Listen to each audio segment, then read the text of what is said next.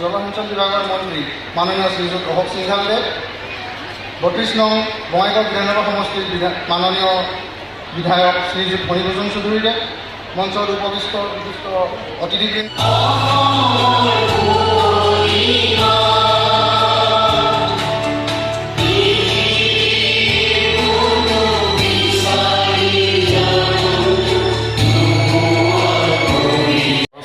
অসম চৰকাৰে আৰ্থিক সাহায্য প্ৰদান কৰিছে।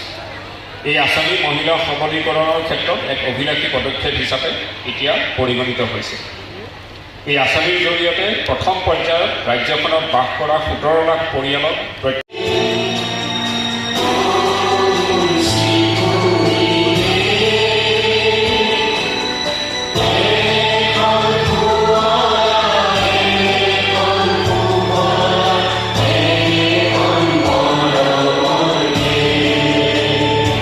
জলসিঞ্চন বিভাগৰ মন্ত্ৰী মাননীয় শ্ৰীযুত অশোক সিংঘালদেৱ, ৩২ নং বঙাইগাঁও বিধানসভা সমষ্টিৰ মাননীয় বিধায়ক শ্ৰীযুত ফণীভূষণ চৌধুৰীদেৱ, মঞ্চত উপবিষ্ট বিশিষ্ট অতিথিবৃন্দ, মঞ্চৰ সন্মুখত উপবিষ্ট বিশিষ্ট ব্যক্তিসকল, অৰুণোদয় আঁচনিৰ হিতাধিকাৰী আই মাতৃসকল।